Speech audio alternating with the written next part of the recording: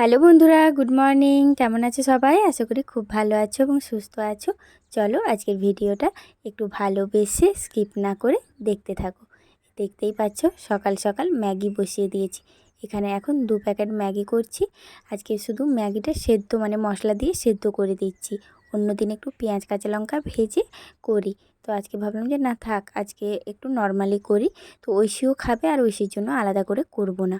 আর ও যেই শুনেছে ম্যাগি হবে তখন থেকে শুরু করে দিয়েছে, অন্য কিচ্ছু খাবো না, আমাকে ম্যাগি করে দাও। সবাইকে গুড মর্নিং বলো। বলবে না? না। কেন বলবে না? সবাই কি বলবে বলে তো ঐশী কথা বলতে জানে না। এখানে দেখো ম্যাগিটা বানানো কমপ্লিট হয়ে গেছে আর ঐশীর আর ওর বাবার জন্য নিয়ে নিয়েছি। আর ফোনটায় চার্জ না থাকার জন্য ফ্ল্যাশটা দিতে পারিনি, তাই অন্ধকার অন্ধকার এসেছে। আর ঐশীর জন্য এটা নিয়েছি, কতটা খায় ভগবানই জানে।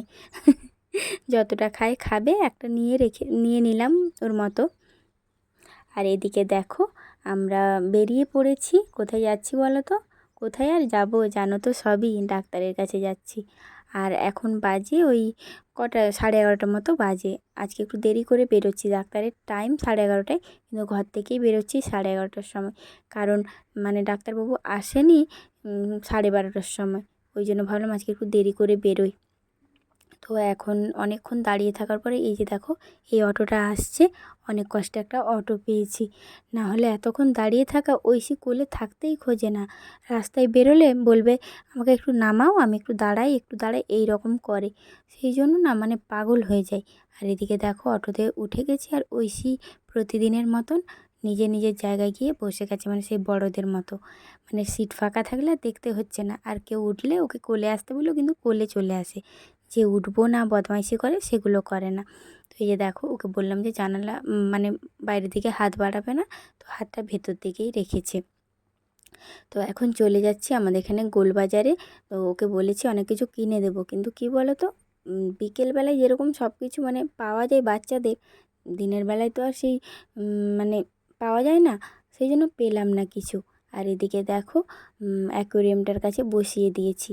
বললাম যে এখন বসো, এখনও ডাক্তার আসেনি, 12টায় আমি ঢুকেছি এখানে। তো তার 15 মিনিট পরে ডাক্তার এসেছে। আর আজকে না আমাদের নাম ছিল 11 নম্বরে, তো সেই কারণে দাঁড়িয়েছিলাম। আর ওই পেছনে বাচ্চাটা দেখো কতটা গোলুমোলু, আমি সেই জন্য তোমাদেরকে একটু দেখিয়ে দিলাম। এখন দেখো 11 নম্বরে আমাদের নাম ডেকেছে, আমরা এসে ভেতরটায় বসে আছি। আর এত ভ্যাকসিন দিচ্ছে আজকে, সেই জন্য বেশি দেরি হচ্ছিল। তো এই যে আমাদেরকে এবারে ডাকলেই আমরা ঢুকে যাবো। আর এই যে ঐশী বলছে আমাকে ঢোকাও ভেতরে। আজকে ঐশী অন্য এখন বড় হচ্ছে, তো ও জানে এখানে ইঞ্জেকশন দেয় না, তো সেই জন্য ওর ভালো লাগে আসতে। আর ডাক্তারের কাছে না অনেক খেলনাও আছে, প্রত্যেকটা বাচ্চাকে হাতে খেলনা দিয়ে দেয়, চকলেট দেয়। তো আজকে ওকে একটা চকলেট দিয়েছিল। তো এইদিকে দেখো বাড়ি যাওয়ার সময় এতক্ষণ দাঁড়িয়েছিলাম, কি বলবো, বলে বোঝাতে পারবো না, এতক্ষণ দাঁড়িয়ে আছি। যদিও 2-1টা অটো আসছে, সেগুলো আবার বাস স্ট্যান্ড যাবে, বাস স্ট্যান্ড গিয়ে আবার আমাকে চেঞ্জ করতে হবে। তো সেই জন্য অনেকক্ষণ দাঁড়িয়ে থেকে একটা বাড়ির সামনে নামার অটো পেলাম। তো অটোটা আমাদেরকে আমরা যেখানে নামবো ওখানে ছেড়ে দিয়ে আবার ব্যাক করে গেছে, আর কোনো প্যাসেঞ্জার ছিল না। তো এই যে দেখো ঐশী ঘুমিয়ে গেছে, খুব বায়না করছিল কিছু কিনে দাও কিছু কিনে দাও। তো ওকে একটা লেস কিনে দিয়েছিলাম, সেই হলুদ প্যাকেটগুলো যেগুলোতে কোনো মশলা থাকে না। তো ওটা দিয়েছিলাম, একটা খেয়েছিল বেচারি, একটা খেয়ে তারপরে আর খায়নি। অটোটা পেয়ে গেছিলাম।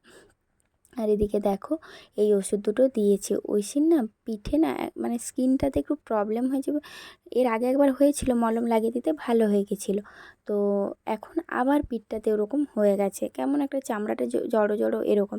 তো ডাক্তারবাবু বললেন এই ময়শ্চারাইজারটা লাগাতে আর এই মলমটা লাগাতে। তো এই দুটো দিয়েছে। এই দুটোতেই আমার 600 টাকা বিল হয়েছে, ভাবতে পারছো ওষুধের কত দাম। তো যাই হোক, কিছু তো করার নেই, নিতেই হবে। বাড়ি থেকে বেরোলে ডাক্তার দেখাতে গেলে 500 টাকা তো কিছুই নয়, এখানে তো এই দুটোতেই 600 টাকা লেগেছে। আর ওর যে ঠান্ডা লাগার জন্য আমি গেছিলাম, ডাক্তারবাবু বললেন এত ওষুধ খাওয়ানো যাবে না, তো এখন এইটুকু ঠান্ডার জন্য ওষুধ দেওয়ার দরকার নেই। এইটুকু নয়, ও যে ঘড়ঘড় করছে, যে কোনো মা বাবাই ভয় পাবে। তো ডাক্তারবাবু বললেন সেরকম কিছু নয়, কিছু হবে না। তো সেই জন্য ঠিক আছে। এই যে দেখো ওর পিঠটা তোমাদেরকে দেখাচ্ছি কেমন হয়ে গেছে, যেন সেই চামড়াটা কেমন কালো কালো হয়ে না কুঁকড়ে কুঁকড়ে গেছে, এরকম একটা এত ভয় করছিল। তো তারপরে ওটা দেখিয়ে দিলাম আর ওষুধগুলো দিয়েছে, লাগিয়ে দেখি কি হয়। আর এদিকে দেখো বিকেলবেলায় নিচে নেমে এসে একটু চা বসিয়েছে। সকাল থেকে আজকে ঐশীকে একবারও চা দেওয়া হয়নি আর আমারও খাওয়া হয়নি। তো এদিকে পাউরুটিগুলো না আজ কদিন ধরেই মানে এনে রাখা আছে, কিন্তু মানে করাই হচ্ছে না, যেহেতু ঐশীর বাবা কিছুদিন ছুটিতে ঘরে ছিল, তাহলে অফিস না গেলে আর করাই হয় না। তো সেইভাবে ঐশীর ঠাম্মিকে বললাম যে ওগুলো বাইরে থেকে থেকে নষ্ট হবে, চলো চা দিয়ে খেয়ে নিই। বললো ঠিক আছে। তো দুজনের জন্য 8টা সেঁকে নিলাম, 4টে 4টে করে। তারপরে এগুলো আমরা এখন খেয়ে নেব। আর ঐশীকেও 1 কাপ চা দেবো। ও বলল আমি মারি বিস্কুট খাবো। আমি বললাম ঠিক আছে। তো ওর জন্য দুটো মারি বিস্কুট নিয়ে যাচ্ছি। আর কি বলো তো, ওকে যেহেতু মানে সারাদিনে 3 থেকে 4 বার চা খেতে বলেছে, ওখানে আজকে সারাদিনে একবারও আমি দিতে পারিনি। জানি না সকাল থেকে কি হলো, মানে আমার মানে দেওয়ার কথা ভুলে গেছি না কি যে হয়েছে, মানে মাথাতেই নেই, এরকম একটা ব্যাপার। এই যে বেরোবো সেই জন্য না মাথা থেকে বেরিয়ে গেছে। আর এখন বিকেলবেলা 1 কাপ চা দিচ্ছি, আজকে তো আর দেওয়াই হবে না। তো কালকে থেকে আবার যেরকম রোজ দেওয়া হয়, মানে 4 বার এক আধ দিন 4 বার দিয়েছি, কিন্তু রোজ 3 বার আমি ওকে খাওয়াই। কিন্তু আজকে সেটা হলো না। রোজ কি আর হয় বলো, মানে সব দিন তো সমান যায় না, সেই রকম হয়েছে। আর এদিকে দেখো পাউরুটিগুলো হালকা হালকা করে সেঁকে নিচ্ছি। আর তোমরা সকলে ঐশীকে এত ভালোবাসছো, মানে সত্যি আমি খুব মানে তোমাদের কাছে ঋণী হয়ে থাকছি, জানো তো। তোমরা যেভাবে ঐশীকে ভালোবাসা দিচ্ছ, তো এভাবেই পাশে থেকো। আমিও আছি তোমাদের পাশে। সত্যি কথা বলতে রোজ থাকতে পারি না, রোজ সবার ভিডিও দেখতে পারি না। মানে অনেক সমস্যা, ঐশীকে নিয়ে টাইম দেওয়াও পারি না। আবার আমি কিন্তু ফুল ওয়াচ করে দিই, এক এক সময় হয়তো দেখতে পারি না, ভিডিওটা পুরোটা দেখি না বলে আমি কমেন্টও করি না, ওই কারণে যে কি করব। তো চলো সব কিছু বললাম, যদি ভিডিওটা ভালো লেগে থাকে লাইক কমেন্ট করো। চলো টাটা।